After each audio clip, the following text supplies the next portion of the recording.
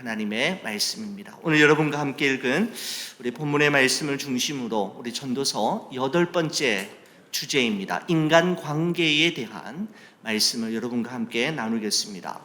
우리는 지금까지 전도자 솔로몬과 함께 이 세상을 살아가는 동안에 꼭 한 번은 짚고 넘어가야 할 인생의 중요한 주제들에 대해서 함께 나누고 있는데, 우리는 지금까지 이런 주제들을 나누었습니다. 헛됨, 지혜, 지식, 희락, 한계, 수고, 때, 시간, 심판에 관한 주제를 가지고 우리 솔로몬이 제시하는 바 내용들을 우리가 함께 살펴보았는데, 오늘 여러분과 함께 살펴보고 싶은 주제는 인간관계입니다. 여러분, 저는 인간관계라고 하면 가장 먼저 떠오르는 것은 독일의 철학자인 쇼펜하우어의 고슴도치 이야기입니다.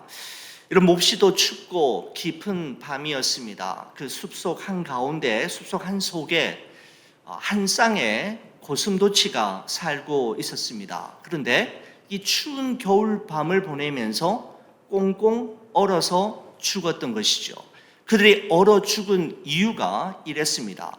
여러분, 고슴도치는 아주 강하고 날카로운 가시를 가지고 있어서 추운 날씨에 서로의 몸을 따뜻하게 하기 위해서 가까이 다가가면 그 날카롭고 아주 강한 가시가 서로를 막 찌르는 것이죠. 추워서 다가가면 서로에게 있는 가시가 서로를 찔러서 몸을 아프게 하고, 너무 떨어지면 추워서 견딜 수가 없는 것입니다. 다가가면 서로에게 찔려서 아프고, 그래서 떨어지면 혹독한 추위를 견딜 수 없어서 아픈, 참 이것이 그들의 딜레마이었던 것이죠. 결국은 그들은 적절한 거리를 찾지 못해서 둘 다 얼어 죽었다라고 하는 이야기입니다. 여러분, 이처럼 가까이 다가갈 수도 없고 그렇다고 해서 멀리 떨어질 수도 없는 관계를 두고 고슴도치 컴플렉스라고 하는, 고슴도치 딜레마라고 하는 이야기까지 만들어지게 되었습니다. 여러분, 한자 성어 가운데 불가근, 불가원이라고 하는 단어가 있습니다. 너무 가까이 하지도 말고 너무 멀리 하지도 말며, 서로가 서로에게 상처 주지 않고 상처 받지 않는 거리, 실망하지 않고 실망받지 않는 적당한 거리를 유지하며 사는 것이 어쩌면 인간관계에서 지혜로운 길이 아닌가라는 생각까지도 해보게 되는 것입니다. 우리는 어떻게 우리와 다른 사람들과 더불어 좋은 인간관계를 맺으며 살아갈 수 있는 걸까요? 여러분, 정말 쉽지 않은 이 복잡하고 미묘한 인간관계에 대해서 전도서는 오늘 우리에게 어떤 지혜를 제공하고 있는 걸까요? 여러분, 오늘 본문의 말씀 속에서 전도자 솔로몬은 사람과 사람 사이의 관계에 대한 여러 가지 주제들 중에서도 3가지 주제를 가지고 이 관계에 대한 이야기를 우리에게 서술하고 있는데, 전도서 4장 1절에서 3절까지는 학대라고 하는 주제입니다. 전도서 4장 4절에서 6절까지는 시기심이고요. 전도서 4장 7절에서 12절까지는 함께함이라고 하는 주제를 가지고 이 인간과 인간 사이의 관계를 솔로몬이 풀어나가기 시작하는데, 자, 본문의 말씀 속으로 한 걸음 더 들어가 보도록 하겠습니다. 전도서 4장은 1절에 이런 말씀으로 시작이 됩니다. 내가 다시 해 아래에서 행하는 모든 학대를 살펴보았도다. 보라, 학대받는 자들의 눈물이로다. 그들에게 위로자가 없도다. 그들을 학대하는 자들의 손에는 권세가 있으나 그들에게는 위로자가 없도다 라고 이야기하고 있습니다. 여러분, 학대라고 하는 것은 힘을 가진 자가 힘이 없는 자를 잔인무도한 폭력으로 가혹하게 대하는 것을 학대라는 단어로 표현할 수 있을 것입니다. 학대하는 자들로 인해 학대받는 자들의 눈물이 단 하루도 마를 날이 없는데, 더욱 우리로 하여금, 전도자 솔로몬으로 하여금 안타깝게 하는 것은 무엇인가 하면, 그들의 눈물이 마를 날이 없음에도 불구하고 그들에게는 위로자, 그들의 눈물을 닦아줄 사람이 아무도 없다라는 사실을 솔로몬은 보며 한없이 탄식하고 있는 모습으로 사장이 시작되고 있는 것을 보게 됩니다. 여러분, 이 말씀을 세번역 성경으로 보니까 이렇게 번역하고 있습니다. 나는 또 세상에서 벌어지는 온갖 억압을 보았다. 억눌리는 사람들이 눈물을 흘려도 그들을 위로하는 사람이 없다. 억누르는 사람들은 폭력을 휘두르는데 억눌리는 사람들을 위로하는 사람이 없다라고 말하고 있습니다. 여러분, 이와 같은 장면은 하나도 낯설게 우리에게 다가오지 않지 않습니까? 우리가 살고 있는 이 미국 땅이나 조국 대한민국에서 날마다 매스컴을 통해서 보고 있는 참 안타깝고 마음이 아픈 현실이 솔로몬 시대에도 그대로 있었음을 우리가 함께 확인할 수가 있는 것이죠. 혐오와 적대감으로 넘치는 오늘의 현실을 볼 때 우리의 마음이 얼마나 아프고 괴롭고 서글프기 짝이 없습니다. 여러분, 이것을 또한 정치적으로 이념적으로 해석해서 정당화하려고 하는 사람들을 볼 때 정말 속상하기 짝이 없습니다. 여러분, 전도자 솔로몬은 이러한 현실이 너무나도 안타까운 나머지 2절과 3절에 다음과 같이 이야기합니다.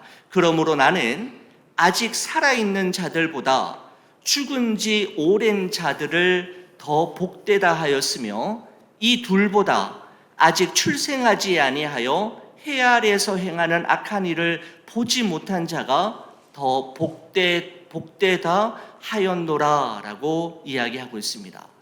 여러분, 세상에서 저렇게 억압과 또 학대를 당하는 사람들을 보면 저렇게 고생하고 모욕을 당하느니 차라리 일찍 죽었으면 더 좋지 않았을까라는 생각도 해보기도 하고, 차라리 태어나지 않았으면 더 좋았을 텐데 라는 생각이 들 때가 한 번, 두 번이 아니라는 것을 솔로몬이 이야기하고 있는데, 여러분, 우리 또한 같은 마음을 가질 때가 있지 않습니까? 여러분, 성경은 하나님께서 우리 인간을 하나님의 형상대로 창조하셨다라고 말씀하시는데, 여러분, 이 말씀은 그 어떤 사람도 다른 누군가를 수단으로 대할 수 없다라는 의미일 것입니다. 여러분, 그럼에도 불구하고 누군가를 학대하고 힘으로 억압하는 것은 그 사람을 창조하신 하나님에 대한 모독일 뿐만 아니라 그 사람의 하나님의 형상됨을 정면으로 부정하는 행위이기 때문에 누군가를 학대하고 억압하는 것은 정말 사라져야 할 일들 중에 하나임에 분명합니다. 여러분, 사람을 변화시키고 사람의 마음을 움직이는 것은 더 큰 힘으로 억압하고 학대함으로 가능한 것이 아니라 오히려 따뜻함과 부드러움이 그 사람의 마음을 움직이게 하지요. 여러분, 이와 같은 사실을 우리 이솝 우화의 바람과 햇빛, 햇님이라고 하는 이야기를 통해서도 여러분 우리가 잘 알고 있지 않습니까? 늘 자신의 힘만 믿고 자기 힘을 어떻게든 한번 자랑해 보고 싶었던 바람이 햇님에게 먼저 제안을 하죠. 자기의 힘을 한번 뽐내고 과시하고 싶은 마음으로 제안하는데 무엇인가 하면 지나가는 나그네의 외투를 벗기는 시합을 제안을 합니다. 먼저 바람이 시도를 하죠. 아주 강하고 매서운 북풍으로 나그네의 외투를 벗으려고 벗기려고 안간힘을 쓰지만, 여러분, 어떻게 됩니까? 그 북풍이 강하면 강할수록 그 나그네는 자기 외투를 더 거머쥐면서 외투가 벗겨지지 않도록 하려고 여러분 더 힘을 쓰지 않습니까? 아무리 바람을 세게 불어도 그 외투를 벗기지 못하자 이번에는 햇님이 조용히 아무 말 없이 따뜻한 햇살을 소리 없이 그에게 비추어 주었을 때 그 나그네는 조금도 반항하지 않고 스스로 외투를 훌러덩 벗어버리는, 여러분, 그러므로 말미암아 햇님이 이기게 되는 이솝 우화의 이야기를 우리는 어린 시절부터 많이 들어왔습니다. 여러분, 그렇습니다. 사람을 움직이게 만들고 변화시키는 것은 북풍이 아니라 따뜻한 햇살이고, 폭력과 억압이 아니라 온유함과 겸손함, 부드러움과 따뜻함이라는 사실을 이솝 우화는 우리에게 전해주고 있는데, 이것은 우화로, 이야기로 끝날 일들이 아니라 오늘날 우리가 경험하고 있는 이 세상, 우리의 삶 속에서도 충분히 적용될 수 있는 그런 이야기이지 않습니까? 사랑에 대한 101가지 정의라고 하는 책에 보면 사랑을 이렇게 표현합니다. 사랑이란 그 사람이 비를 맞을 때 우산을 받쳐주는 것이 아니라 그 비를 함께 맞아주는 것이다 라고 하는, 그 사람의 입장에 서고 그 사람과 함께 눈물을 흘리며 그 사람의 눈물을 닦아주는 것, 바로 그것이 진정한 사랑임을 우리에게 말해주고 있습니다. 여러분, 전도자 솔로몬의 인간 관계에 대한 첫 번째 조언, 인간과 인간 사이, 사람과 사람 사이를 부드럽게 하는 첫 번째 조언은 약한 자의 눈물을 외면하지 말고 그들의 눈물을 닦아주는 따뜻한 위로자가 되라 라고 하는 메시지를 우리에게 전해주고 있습니다. 여러분, 이어서 전도서 4장 4절에서 6절까지의 말씀은 우리의 인간관계를 힘들게 만드는 하나의 요소에 대해서 이야기하고 있는데, 그것은 바로 시기심에 대한 이야기입니다. 자, 오늘 본문 4절의 말씀에 보면 이렇습니다. 내가 또 본즉, 이제 학대받는 사람에 대한 이야기에 넘어서서 또 다른 주제를 이야기하는데, 내가 또 본즉 사람이 모든 수고와 모든 재주로 말미암아 이웃에게 시기를 받으니 이것도 헛되어 바람을 잡는 것이로다 라고 말하고 있습니다. 여러분, 사촌이 땅을 사면 배가 아프다 라고 하는 말이 있듯이 시기와 질투는 우리의 인간관계를 참 불편하게 만들고 힘들게 만드는 많은 요소들 중에 하나라고 할 수가 있는 것이죠. 수고하고 재주를 부려서 남들에게 조금 더 앞섰더니, 조금 더 많은 결과물과 조금 더 많은 어떤 좋은 일들을 보게 되었더니 이것이 오히려 사람들로 하여금 시기심을 유발하게 되었다라고 이야기하고 있습니다. 여러분, 시기와 질투, 여러분, 이 두 단어는 서로 비슷한 의미를 가지고 있지만 아주 미세한 차이점을 가지고 있다라는 것을 어느 책에서 본 적이 있습니다. 여러분, 시기는 이렇습니다. 다른 사람이 가진 것을 내가 가지지 못했을 때 느끼는 좌절감, 실패감으로 다른 사람을 향한 부정적인 마음이 시기입니다. 다시 한번 말씀드릴게요. 다른 사람이 가진 것을 내가 가지지 못했을 때 느끼는 좌절감으로서 다른 사람을 향한 부정적인 마음이 시기라고 한다면, 여러분, 질투는 다른 사람이 가진 것을 내가 가지지 못했을 때 느끼는 슬픔으로 나를 향한 부정적인 마음이 질투이다 라고 풀이한 것을 어느 책에선가 본 적이 있습니다. 시기, 질투, 비슷한 단어이지만 부정적이고 불편한 마음이 누구를 향해 나아가고 있느냐에 따라서 약간의 차이가 있다라는 것이죠. 여러분, 시기와 질투로 이렇게 나누어질 수 있지만, 여러분, 시기와 질투의 근원, 뿌리는 무엇입니까? 모두 다 열등감과 비교의식에서 비롯된 것이지 않습니까? 신원하 교수님이 쓴 죽음에 이르는 7가지 죄라고 하는 아주 걸작품이 있습니다.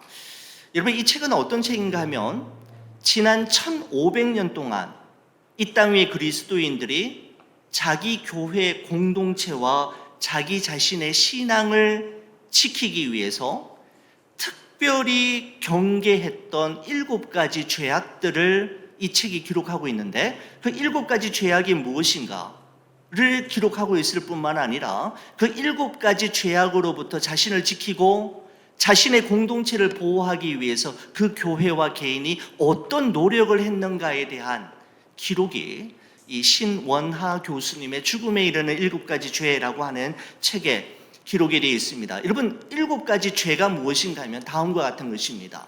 교만, 시기, 탐욕, 탐식, 분노, 정욕, 나태. 기독교 역사 1500년 동안에 정말 경계했던 7가지, 많은 죄악들이 있겠지만은 이 7가지 죄악으로부터 그들은 철저히 자신들을 지켜내었는데, 여러분, 그 중에 한 가지가 무엇인가 하면 시기, 질투심이 그 속에 포함되어 있는 것을 보게 됩니다. 15세기에 네덜란드 화가인 히에로니무스 보쉬라고 하는 사람이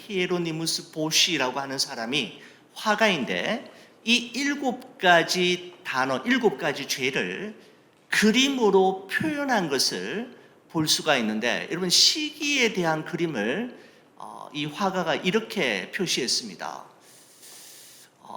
여러분, 문득 보아서 이게 왜 시기인가, 이렇게 그런 생각이 드실 수도 있겠습니다만은, 여러분, 신원하 교수님의 책에 보면 시기를 이렇게 표현하고 있습니다.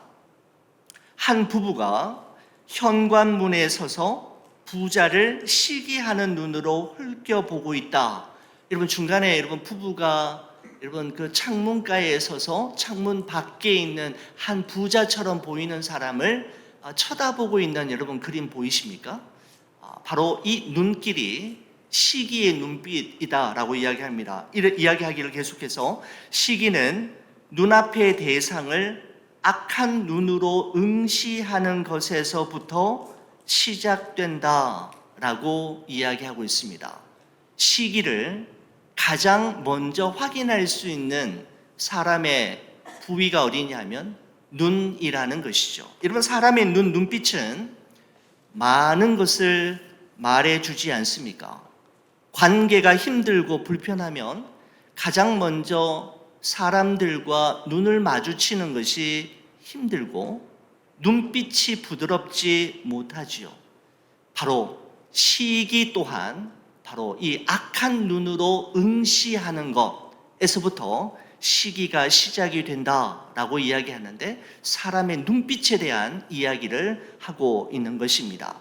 여러분, 신원하 교수님은 우리가 이 세상을 살아가는 동안에 인간 관계를 파괴하는 7가지 죄들 중에서 이 시기심에 대해서 이야기하면서, 우리가 이 세상을 살아가는 동안에 누군가를 시기하고 누군가를 질투하는 것으로부터 완전히 자유할 수는 없지만 1500년 동안 기독교회가 열심히 기독교회가 이 시기심으로부터 교회와 자기 자신을 지켜내기 위해 썼던 방법이 무엇인가 하면 바로 상대방을 있는 그대로 인정하고 받아들이는 것이라고 이야기하고 있습니다.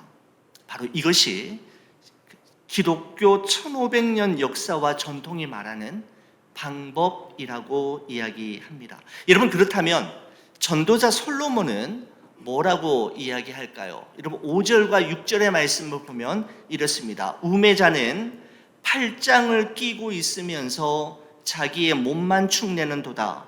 두 손에 가득하고 수고하며 바람을 잡는 것보다 한 손에만 가득하고 평온함이 더 나으니라 라고 말씀하고 있습니다. 여러분, 이것이 도대체 시기심을 극복하는 어떤 비법이라고 하기에는 좀 다른 글처럼 보이지만, 여러분, 이렇게 한번 여러분에게 설명해 드리고 싶습니다.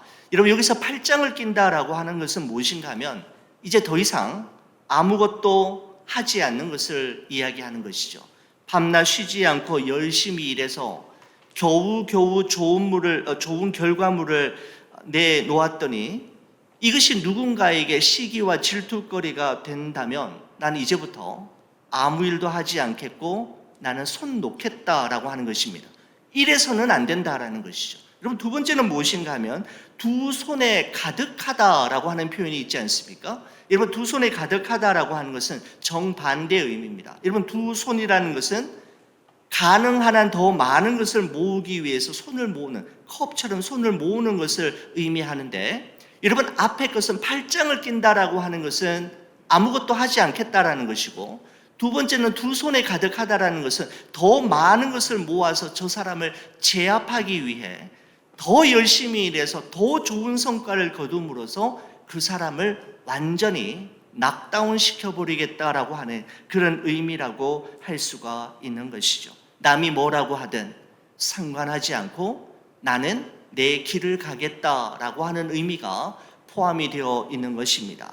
여러분, 전도자 솔로몬은 팔짱을 낀 채 아무것도 하지 않거나 더 많은 것을 담고 모으기 위해 두 손을 다시 모으는 양극단으로 가지 말고 현재의 삶에 자족하고 감사하며 시기하지 말고 평온한 마음을 가지는 것이 중요하다라고 이야기하고 있는 것입니다. 여러분, 그래서 마지막 부분에 있는 한 손에만 가득하고 평온함이 두 손에 가득한 것보다 오히려 낫다라고 말씀하고 있는 것이죠.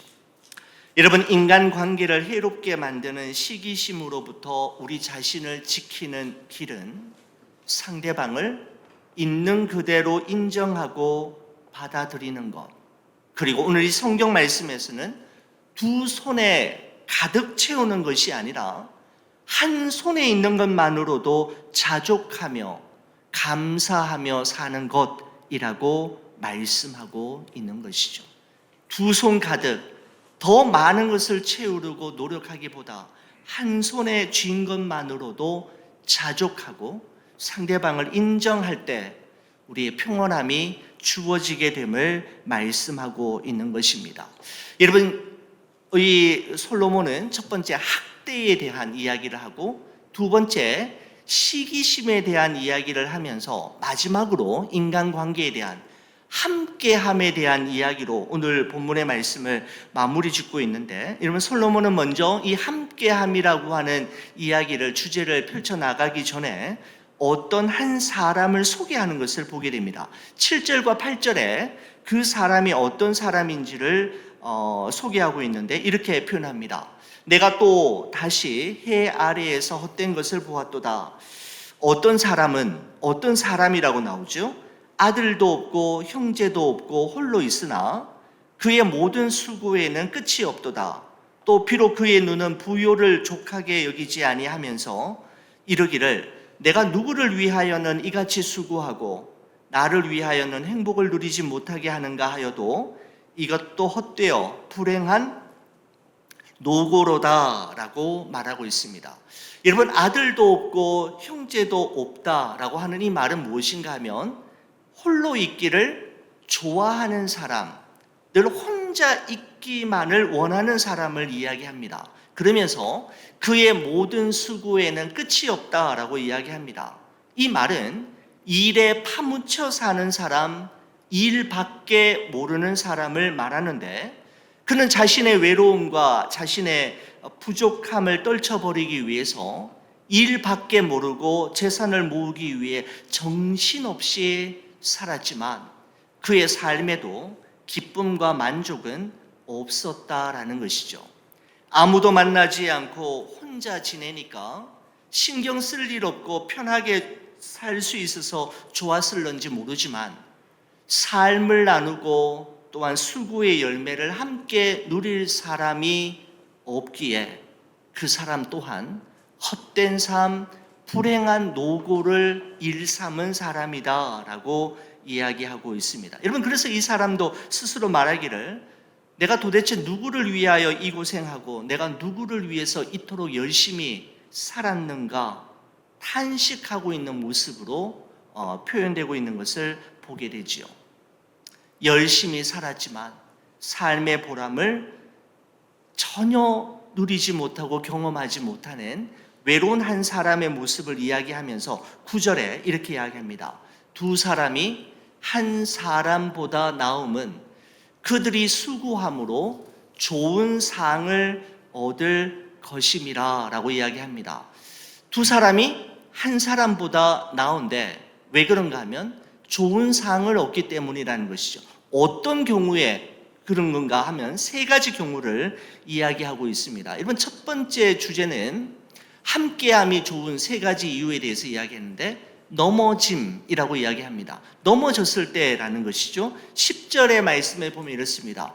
혹시 그들이 넘어지면 하나가 그 동물을 붙들어 일으키려니와 홀로 있어 넘어지고 붙들어 일으킬 자가 없는 자에게는 화가 있으리라 라고 이야기하고 있습니다. 여러분 그렇습니다. 우리의 믿음이 흔들릴 때, 어려움으로 인해 넘어졌을 때, 어떤 문제로 인해 깊은 실망과 낙심 가운데 있을 때 우리를 붙들어주고 우리를 넘어진 자리에서 다시 일으켜줄 누군가가 내 곁에 있다는 것은 너무나도 중요하고 격려가 되는 일이지 않습니까? 여러분 우리는 혼자 힘으로는 도무지 일어날 수 없는 그러한 경우가 우리 인생 가운데 참으로 많기 때문입니다. 첫 번째는 넘어졌을 때입니다. 두 번째는 무엇인가 하면 따뜻함이 필요할 때입니다. 11절의 말씀에 보면 이렇습니다. 또 두 사람이 함께 누우면 따뜻하거니와 한 사람이면 어찌 따뜻하랴 라고 이야기합니다. 여러분 혼자 있으면 외롭고 쓸쓸하지만 마음이 잘 맞는 친구, 내 마음을 알아주는 친구와 둘이 함께 있을 때 우리의 굳어진 마음은 부드러워지고 싸늘해진 우리의 마음이 풀어지고 따뜻해짐을 느끼게 되지 않습니까? 한 사람, 나 혼자 있을 때보다는 함께 있음이 큰 유익이 된다라는 것이죠. 여러분 세 번째 주제는 싸울 때, 전쟁할 때를 이야기합니다. 12절에 보면 이렇습니다. 한 사람이면 패하겠거니와 두 사람이면 맞설 수가 있나니 세 겹줄, 옛날 성경에는 삼겹줄이라고 되어 있는데 세 겹줄은 쉽게 끊어지지 아니하느니라 라고 되어 있습니다. 굳이 설명을 드리지 않아도 잘 알 수 있는 부분인데 이 부분을 세번역 성경은 이렇습니다. 혼자 싸우면 지지만 둘이 힘을 합하면 적에게 맞설 수 있다. 세 겹줄은 쉽게 끊어지지 않는다라고 표현하고 있습니다. 넘어져 있을 때, 추울 때, 따뜻함이 필요할 때, 누군가 싸우고 전쟁을 할 때 한 사람보다는 두 사람이, 두 사람보다는 세 겹줄로 힘을 모을 때 더 큰 유익이 있음을 솔로몬이 이야기하고 있는 것이죠. 혼자서 모든 것을 다 해결하려 하기보다는 서로 손에 손을 잡고 함께 연대하게 될 때 시너지 효과를 가지게 되고 더 큰 힘과 더 많은 일을 이룰 수 있음을 말씀하고 있는 것입니다. 여러분 사도 바울은 교회의 연합에 대해서 이야기하면서 에베소서 4장 15절과 16절에 이렇게 말씀하고 있습니다. 여러분 이 구절은 저와 함께 같이 한번 읽어주시겠습니까? 같이 봅니다. 오직 사랑 안에서 참된 것을 하여 범사에 그에게까지 자랄지라. 그는 머리니 곧 그리스도라. 그에게서 온 몸이 각 마디를 통하여 도움을 받음으로 연결되고 결합되어 각 지체의 분량대로 역사하여 그 몸을 자라게 하며 사랑 안에서 스스로 세우느니라. 아멘. 교회의 머리 대신 예수 그리스도를 중심으로 몸의 지체된 우리 온 성도들이 사랑으로, 믿음으로, 소망으로 서로 연결되고 결합될 때 교회는 건강하게 자라나게 되고 든든하게 세워지게 될 것임을 말씀하고 있는데 바로 혼자보다 연합할 때 서로가 손을 잡고 마음과 뜻과 힘을 함께 할 때 주님의 몸된 교회는 삼겹줄처럼 더욱더 이렇게 강하게 세워지게 된다라고 하는 것을 말씀하고 있습니다. 여러분 우리가 많이 나누었던 아프리카 속담 중에서도 빨리 가려면 혼자 가고 오래 가려면 함께 가라라는 말처럼 우리 좋은 비전 교회가 주님 오시는 그날까지 건강한 교회로, 우리 주님 기뻐하시는 교회로, 주의 사명을 온전히 감당하는 교회로 끝까지 마지막 순간까지 가기 위해서는 혼자 가는 것보다 함께 갈 때 마지막까지 갈 수 있고 오래 갈 수가 있게 되는 것이죠. 저는 오늘 이 본문의 말씀을 준비하고 여러 가지 주석책을 보면서 재미있는 사실 한 가지를 발견하게 되었습니다. 그것은 무엇인가 하면 오늘 1절에서부터 12절까지의 말씀에 보면 숫자가 자주 표현되고 있다라고 하는 점이 참 의미 있게 다가왔습니다. 여러분, 전반부 말씀이었던 1절에서 4장 1절에서 6절까지의 말씀에 보면 이런 표현이 있었죠. 살아있는 자보다 죽은 지 오래된 자가 낫고 이 둘보다도 차라리 태어나지 않은 자가 더 낫다. 여러분, 그런 표현을 여러분과 함께 나누었습니다. 그러면서 이런 표현도 있었죠. 두 손에 가득한 것보다 한 손에만 가득한 것이 낫다라고 하는 표현도 있었습니다. 살아있는 자보다 죽은 지 오래된 자가 낫고 이 둘보다 차라리 태어나지 않은 자가 낫다. 그리고 두 손에 가득한 것보다 한 손에만 가득한 것이 낫다라고 하는 것을 보면서 여러분, 이런 수학 기호를 한번 써보았습니다. 0이, 지로가 1보다 낫고 1이 2보다 낫다라고 하는 것이 전반부에 기록되어 있는 표현을 이 한 문장으로 표현할 수가 있습니다. 여러분, 그런데 4장 7절에서 12절까지의 말씀에 보면 어땠습니까? 넘어졌을 때, 따뜻함이 필요할 때, 누군가 싸울 때 두 사람이 한 사람보다 낫고 세 겹줄은 끊어지지 않는다라고 하는 표현을 통해서 볼 때 이런 수학 기호를 한번 만들어 보았습니다. 1이 2보다 낫고 2가 3보다 낫다라고 하는 이 사실이 갑자기 눈에 보이기 시작했습니다. 여러분, 도대체 솔로몬은 우리에게 이런 것을 의도하고 이 글을 썼을까? 저는 그렇게 생각하지는 않습니다만은 저는 말씀을 묵상하면서 이런 생각이 들었는데, 여러분, 이와 같은 사실들을 종합해 볼 때 이것을 우리에게 어떻게 적용할 수 있을까라는 생각을 할 때 이렇게 한번 해보았습니다.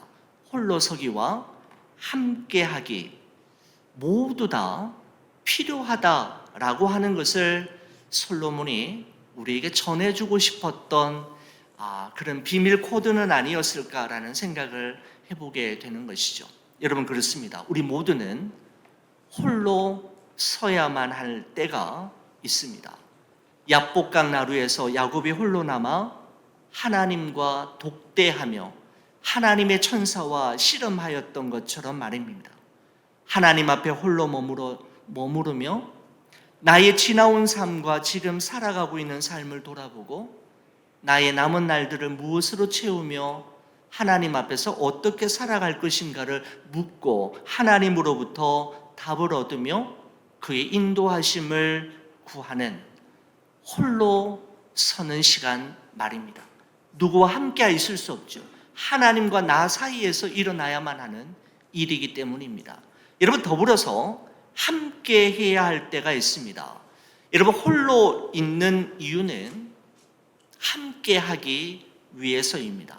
하나님 앞에 홀로 있었던 시간만큼 우리는 주의 사명을 감당하기 위해 사람들과 더불어 마음을 모으고 뜻을 함께하며 힘을 모아야 하나님의 나라가 이루어지게 되는 것이죠.